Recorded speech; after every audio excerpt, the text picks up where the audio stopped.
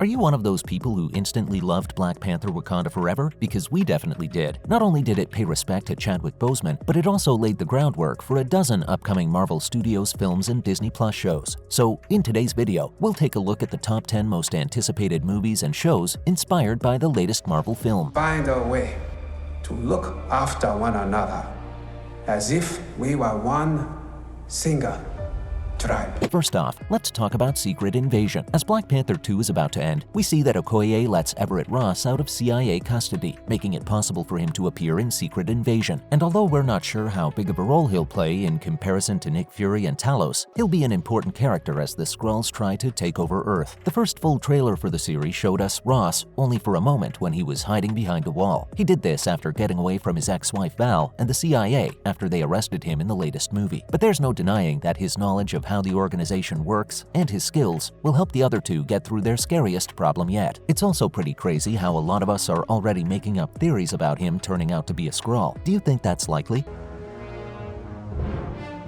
We open the barrier.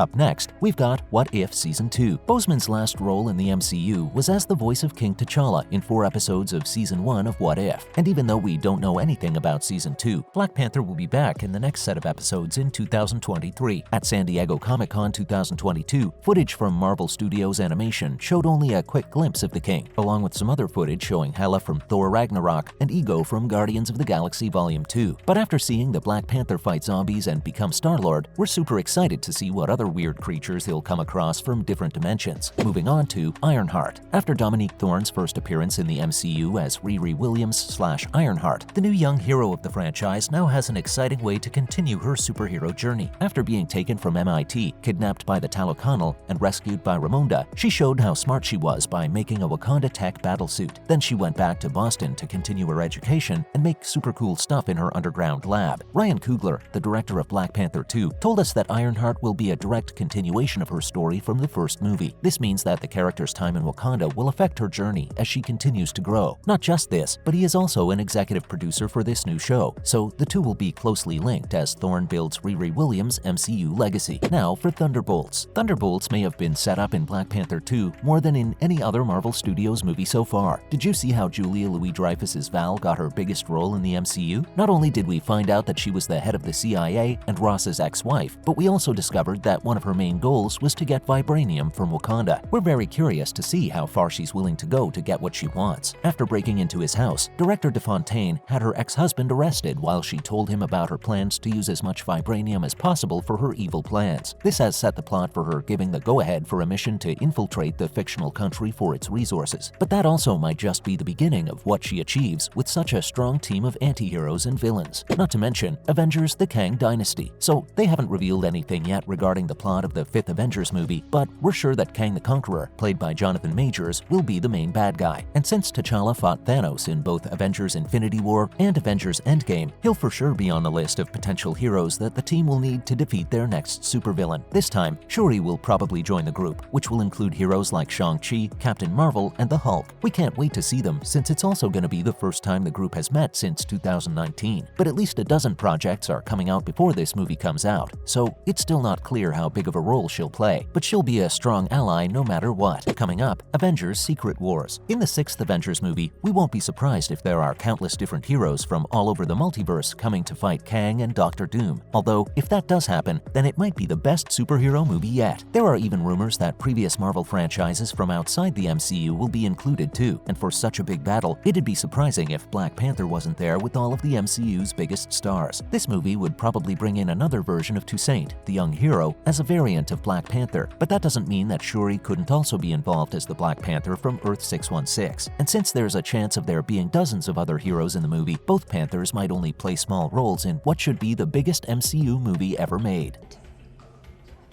Anyway. Not that hard! genius? Let's not forget to talk about Black Panther 3. Given how much we loved watching Wakanda Forever, the obvious choice for the character's return would be the direct sequel, Black Panther 3, especially now that Shuri is the new Black Panther and young T'Challa is on his own way to becoming king. Don't you think it's only natural that these two movies will be made into a trilogy? Also, just about a few weeks before the movie was released, Nate Moore, the vice president of Marvel Studios, said that there are already ideas for the third installment, but there are no confirmed plans for making it yet. Any ideas on what the plot of the new film could be about? Although Phase 5 and Phase 6 are already full of movies until 2025 and 2026, we hopefully wouldn't have to wait too long to watch this one. For the tribe! Followed by Namor's solo project. All of us got to see Tenoch Huerta's Namor, the Submariner in the movie, for the very first time, and the fact that he was the main bad guy throughout was something we all loved to watch. But after he surrenders to Shuri at the end of the battle, his Talokan people and her Wakandan people have agreed to work together, and many people are looking forward to seeing more of the character, ideally in his own solo project. When asked about the possibility of a solo movie, Marvel Studios president Kevin Feige said that he and the company would have to wait and see the reaction of the viewers to Huerta's first role in the MCU. And now, since he has gotten a lot of praise from us, the demand for his own movie or maybe even a Disney Plus show should go through the roof in the coming weeks. They called him Kukul Khan, the feather serpent god.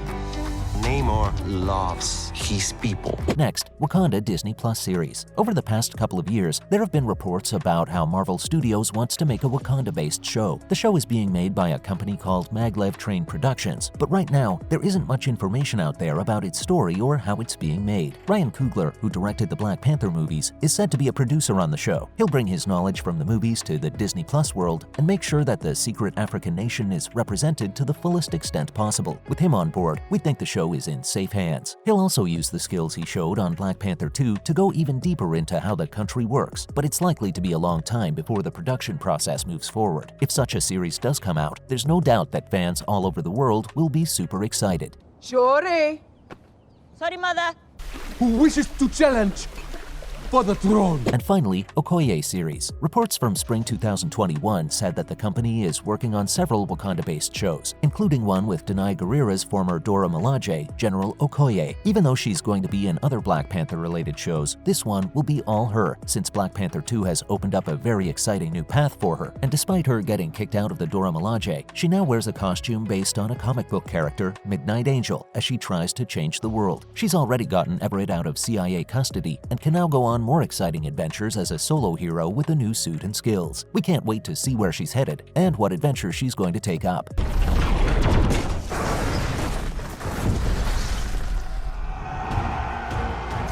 That's a wrap for this video. Which movie are you most excited about? Do you think there's any other show or movie that should be added to the list? Let us know in the comments below. Make sure to give this video a thumbs up and subscribe to our channel for more videos like this. See you at the next one.